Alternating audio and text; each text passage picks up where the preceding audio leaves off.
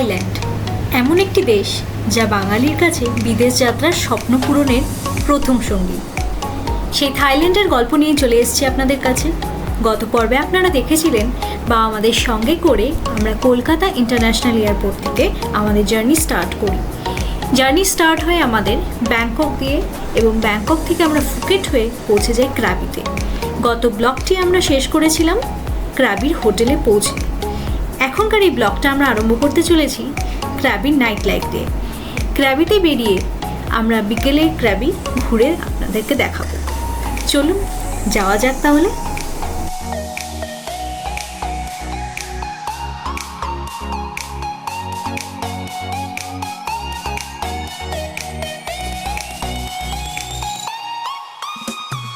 Krabi পৌঁছতে আমাদের একটু লেট হয়ে যাওয়ায় সেরকমভাবে কিছুই লাঞ্চ করা হয়নি।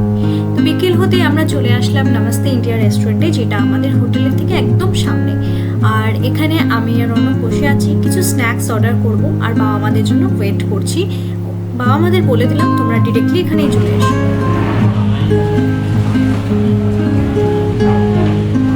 বাবা আমাদের আস্তে আস্তে আমাদের খাবারও চলে আসলো। খাবারে আমরা নিলাম বিয়া বাটার প্রন, সাথে একটু লাইম সোডা, আর নিয়ে নিলাম চিলি চিকেন, যেটা এখনো সার্ভ হয়নি। আর বাবা মারা নিয়েছিল অনিয়ন রিংস, চিলি চিকেন। তো এই হচ্ছে চিলি চিকেন। খাবারের টেস্ট অসম্ভব ভালো ছিল, মানে সত্যি বলছি যে আমারও চলে এসছে অনিয়ন রিংস এর চিলি চিকেন বলে দিয়েছিলাম।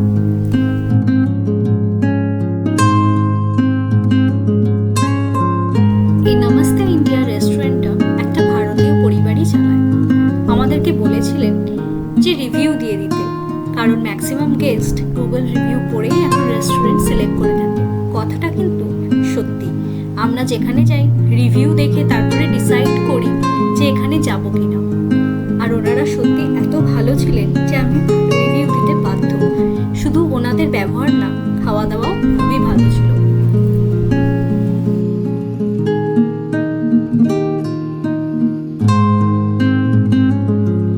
এখানে হাঁটতে হাঁটতে চলে আসলাম ফলের দোকানের সামনে। ফলগুলো দেখে খুব লোভ লাগছে, বিশ্বাস করুন। তাই নিজেকে আটকাতে না পেরে একটু আম, একটু আনারস নিয়েই ফেললাম। সবাই মিলে খেতে খেতে একটুখানি হাঁটলাম। তবে খুব বেশি দূর এদিন যাইনি, একটু ক্লান্ত ছিলাম আমরা সবাই।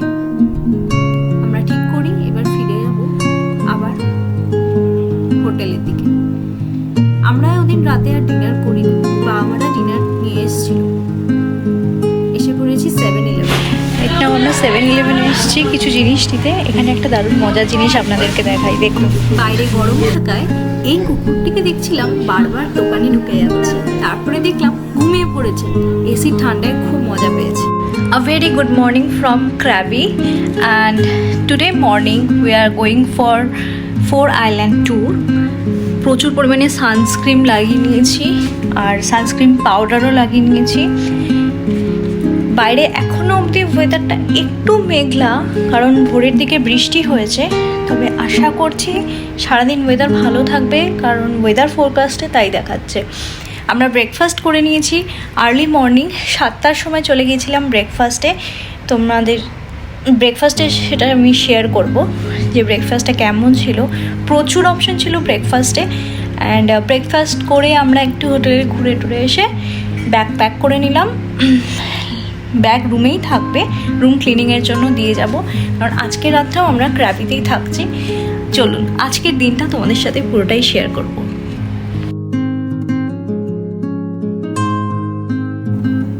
ব্রেকফাস্টে এখানে প্রচুর রকমের অপশন ছিল, তবে স্পেসিফিক্যালি বলতে গেলে চিকেনের আইটেম কিন্তু প্রচুর ছিল।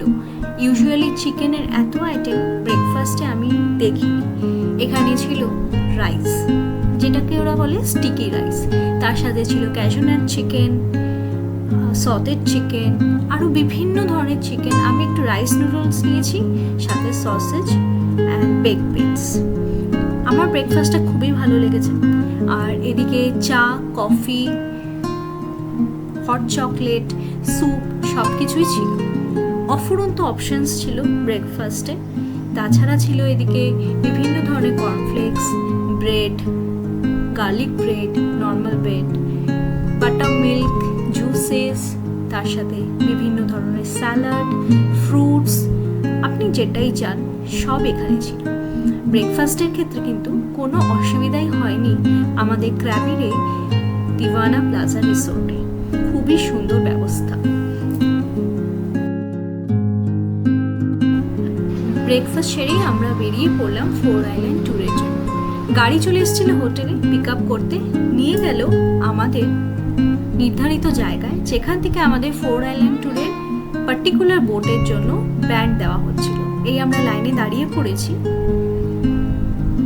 আমাদের ছিল লং টেল বোট, সেই অভিজ্ঞতা আগে শেয়ার করব। এখানে বোটের ব্যান্ড অনুযায়ী ডাকা হবে। বিভিন্ন গ্রুপ এখানে উপস্থিত ছিল, তার মধ্যে আমাদের ব্যান্ড ছিল অরেঞ্জ কালারের। প্রথমে বুঝতে পারিনি কতজন ছিল, পরে জানতে পারি আমাদের বোটে 20 জন মতন ছিল। এই হচ্ছে আমাদের ব্যান্ড বোটের। চলুন, ডাক পড়ে গিয়েছে, এখন ব্রিফিং হচ্ছে। কোথায় কোথায় নিয়ে যাওয়া হবে, কি করা হবে, কোথায় লাঞ্চ দেওয়া হবে অ্যান্ড অল। আমরা সবাই দাঁড়িয়ে আছি, মন দিয়ে শুনছি, কিন্তু বুঝতে পারছি না। ল্যাঙ্গুয়েজ ব্যারিয়ার বলেছিলাম যে, সেটাই। যাই হোক, এটুকুন বুঝলাম ওনাকে ফলো করতে হবে, তাই চললাম ওনার পিছন পিছন। চলুন আপনাদেরকেও নিয়ে যাই।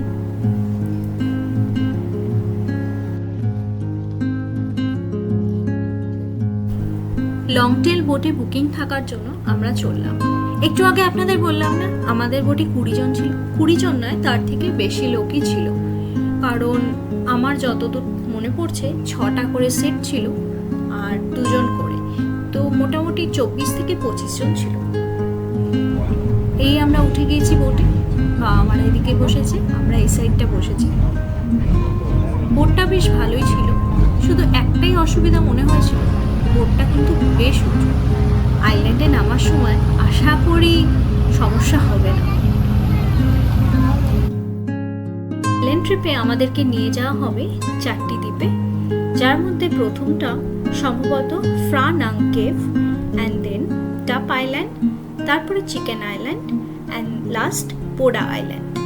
তার মাঝখানেই কোথাও করানো হবে লাঞ্চ। এই ব্রিফিংটুকুন বুঝতে পেরেছিলাম। তার মাঝখানেও কিছু কথা বলেছিল, আর বলেছিল প্রতিটা আইল্যান্ডে নামার আগে ওনারা গাইড করে দেবেন কোথায় কিভাবে চলতে হবে।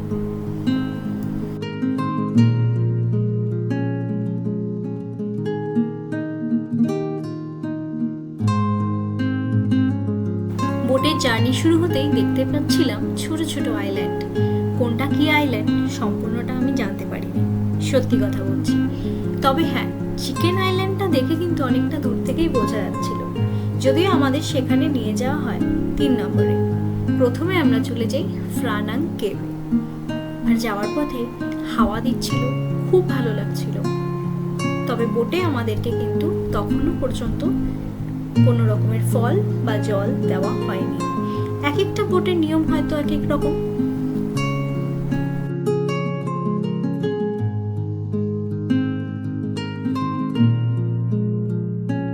আমাদের এই ভিডিওটি দেখার সময় বেল আইকনটা ক্লিক করতে কিন্তু ভুলো না, তাহলে আমরা যখনই নতুন একটা ভিডিও দেব সেটা নোটিফিকেশন তোমাদের কাছে খুব সহজেই চলে আসবে। আর অবশ্যই আমাদের চ্যানেলটাকে সাবস্ক্রাইব করে দিও।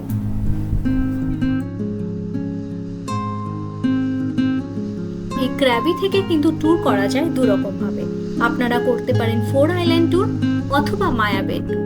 মায়া বে ট্যুর বছরে আগস্ট এন্ড সেপ্টেম্বরে বন্ধ থাকা হয়। এই বন্ধ রাখার কারণ হচ্ছে দ্বীপগুলোকে ভালো রাখার জন্য।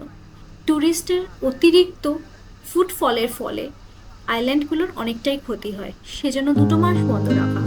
তবে আমাদের হাতে সময় কম থাকায় আমরা মায়া বে ট্রিপটা করতে পারিনি, আর আমরা বেছে নিই এই 4 আইল্যান্ড ট্যুরটাকে। 4 আইল্যান্ড ট্যুরে মেনলি লং বোট নেওয়ার কারণ এটাই ছিল যাতে জার্কিং কম হয়। বাবা মার সাথে থাকায় ভেবেছিলাম এমনভাবে যেতে হবে যাতে তাদের কোনো অসুবিধা না হয়, সেই জন্যই এই ট্রিপটা আমরা বেছে নিয়েছিলাম। এই লং টেল বোটে শেয়ার বেসিসে আমাদের ভাড়া পড়েছে 2400 টাকা পার হেড, আর যদি আপনারা প্রাইভেটলি নিতে চান সেক্ষেত্রে অনেকটাই বেশি, প্রায় 15,000 টাকার কাছাকাছি ভাড়া পড়বে।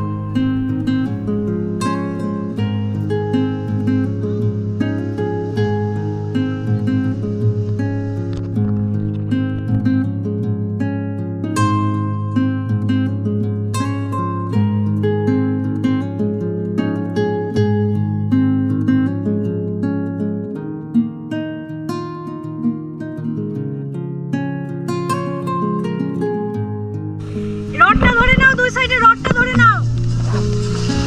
হ্যাঁ,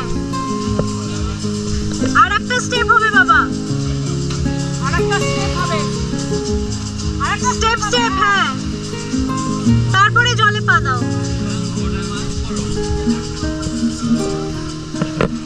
বাবা বুদ্ধিমানের কাজ করছে, হাফ প্যান্টটা পরে নিয়েছে। তোমার বাবা শুকিয়ে যাবে হাত প্যান্টে।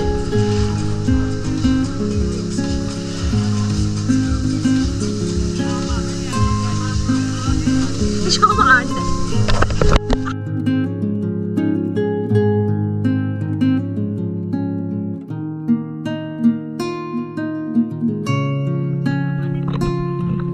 বাবা প্যান্ট গুটিয়ে নাও, আরো গোটাও প্যান্ট, অনেকটা গোটাও। ও ঠিক আছে, ভিজে যাবে ভিজে যাবে। বাবাটা শুকাবে, দাঁড়া করে করে। আরেকটা আছে, আরেকটা। হ্যাঁ, দুই পাই ওর মধ্যে নাও। হ্যাঁ, তারপরে নামো, হাতটা নামাও, জলে নামো। নেমে যাও নেমে যাও মা।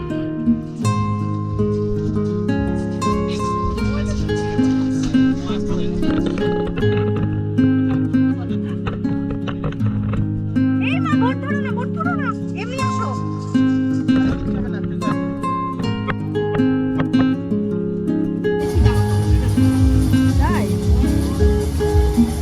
ঠিক আছে মা, কিচ্ছু হবে না, একটু হাঁটতে। এখন এই পাতলা প্যান্টে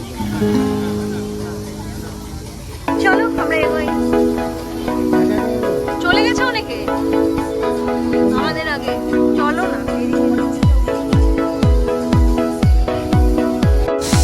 রাইট, আমরা পৌঁছে গেছি প্রাণাং কেভে অ্যান্ড লংটেল বোটে করে আমরা এখানে আসলাম। আমাদের ফ্যামিলি নেমে গেছে বোট থেকে, এখন আমরা যাচ্ছি কেভের দিকে। Let's go.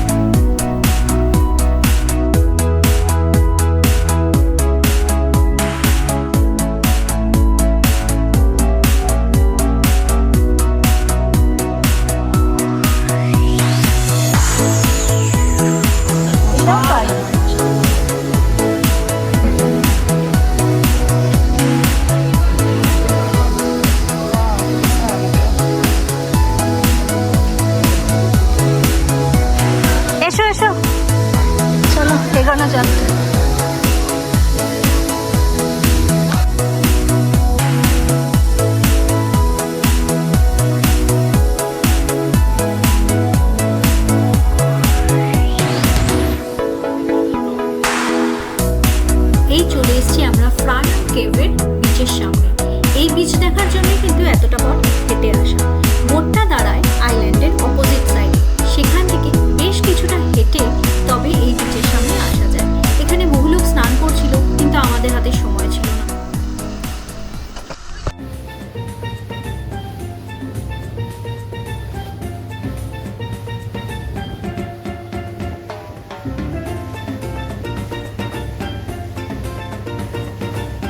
প্রাণাং কেভ একটুখানি ঘুরে এসে আমাদের যাত্রা শুরু হলো এবার নেক্সট আইল্যান্ডের জন্য।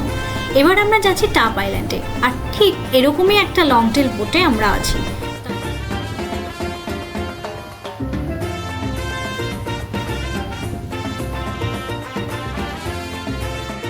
আমরা চলে এসেছি এখন টাপ আইল্যান্ডে। সবাই নেমে গিয়েছে, মোটামুটি সবাই ভিজেও গিয়েছে। এখানে বড় বড় ঢেউ ছিল। এই যে আমাদের বোট পিছনে, আমাদের বোটে এখন এই লং টেল বোটে ওঠানামায় এতটাই সময় চলে যাচ্ছিল যে আইল্যান্ডে নেমে আমরা বিশেষ কিছু সময় পাচ্ছিলাম না। তাই বুঝতে পারছিলাম না আইল্যান্ডটা ঘুরে দেখবো, এনজয় করবো না ভিডিও করব। কোনো রকমের ভাবে একটু ঘুরেই আমাদেরকে বোটে ফেরত চলে আসতে হচ্ছিল, স্নান করার কোনো সুযোগই হয়নি। স্টাফ আইল্যান্ডটা বেশ সুন্দর লাগছিল, তবে সময়ের অভাবে বেশিক্ষণ সময় কাটাতে পারিনি সেখানে। চলে এসেছি চিকেন আইল্যান্ডের সামনে। যারা যারা স্নরকেলিং করতে চায় তারা এখানে নেমে পড়েছিল। আমরা স্নরকেলিং করবো না বলে এখানে আর নামি, তবে সামনেই চিকেন আইল্যান্ড দেখা যাচ্ছিল। বোটের সামনে বসে বেশ কিছু ফটোগ্রাফি আমরা করলাম। এই সময় প্রচণ্ড খিদে পেয়ে গিয়েছিল, ওয়েট করছিলাম কখন আমাদেরকে লাঞ্চ প্রোভাইড করা।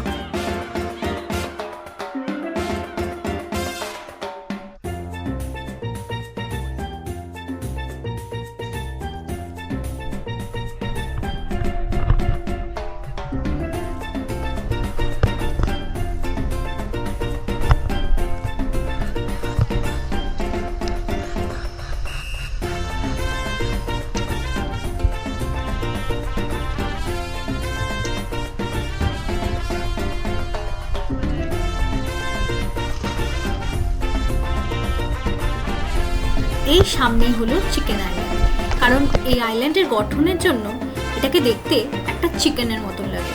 সামনেই দেখতে পাচ্ছেন, আর এখানে দেখুন মাছ দেখা যাচ্ছিল।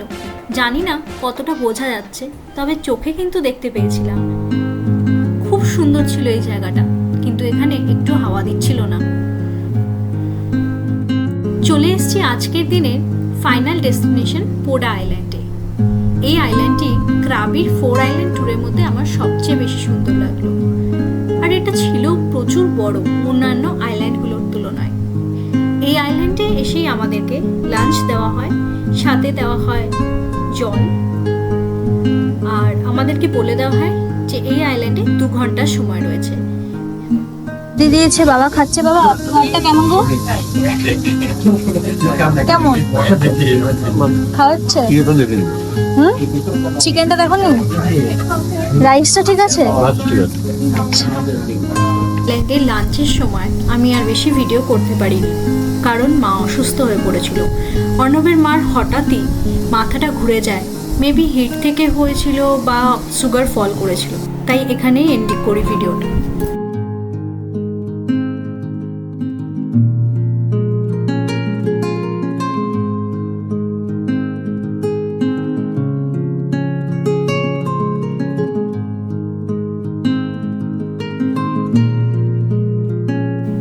দুপুরবেলায় মাকে নিয়ে আমরা একটু ব্যস্ত হয়ে পড়েছিলাম, তবে বিকেলের মধ্যে মার শরীর ঠিক হয়ে যায়। বিকেলবেলা আমরা বেরিয়ে পড়ি ক্রাবিতে ঘোরার জন্য, আর খুব ইচ্ছে ছিল একটু টুকটুক করে ঘুরবো। টুকটুক নিয়ে আমরা চলে যাই ক্রাবির মেন মার্কেট এরিয়াতে। এই আমরা বেরিয়ে পড়েছি। বিশ্বাস করুন, এটা একটা দারুণ অভিজ্ঞতা। সবার সাথে একসাথে টুকটুকে চড়া থাইল্যান্ডের রাস্তায় জাস্ট দারুণ লেগেছিল। থাইল্যান্ডে কিন্তু স্কুটি নিয়ে ঘোরার প্রথাটা ভীষণ জনপ্রিয়। খুব কম খরচেই এখানে আপনি স্কুটি ভাড়া করতে পারেন। তার জন্য একটা মিনিমাম অ্যামাউন্ট ডিপোজিট হিসেবে দিতে হয়, অথবা আপনার পাসপোর্ট জমা রাখতে হয়। সেক্ষেত্রে আপনারা যে কোনো একটা করে স্কুটি নিয়ে সারাদিনের জন্য ঘুরতে পারেন। আপনার যদি দিন বিশেষে লাগে 1 দিন 2 দিন এভাবেও নেওয়া যায়। স্কুটির ব্যবহারটা এখানে ভালোই হয়। আর আমরা যে এই টুকটুক নিলাম, এদের সাথে প্রচন্ড বার্গেনিং করতে হয়। প্রথমে আমাদেরকে বললো 500 ভাট, দেন সেটা নেমে আসলো 150 ভাটে। তাহলে বুঝতে পারছেন তো কতটা বার্গেনিং করতে হয়। হয়তো আরেকটু বার্গেন করলে 100 ভাটেও হয়ে যেত।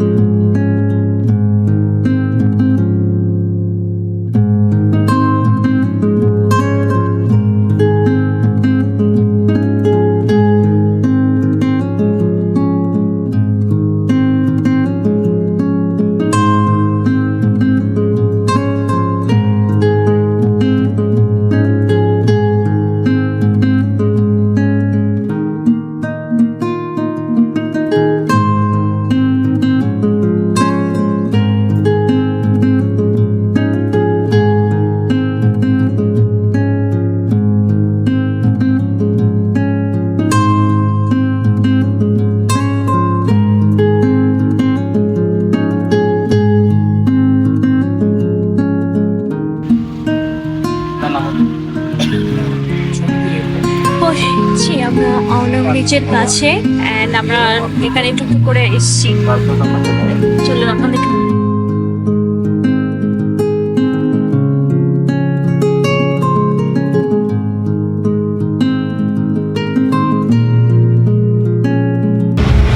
আমরা এখন যাচ্ছি আওনাং বিচের দিকে। এখন রাস্তাটা আমরা ঠিক বুঝতে পারছি না, আমরা ইউজ করছি, লাগছি কোথায় যাই।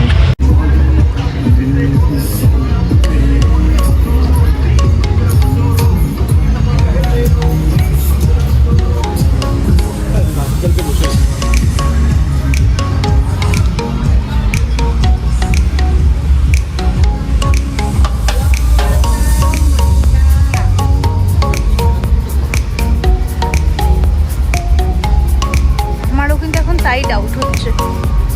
পৌঁছে গেছি আমরা আওনাং বিচে।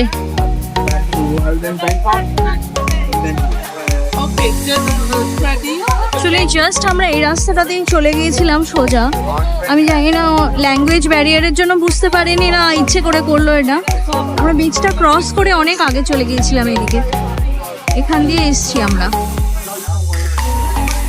যাই হোক চলে এসছি, এখানে সবাই বসে আছে,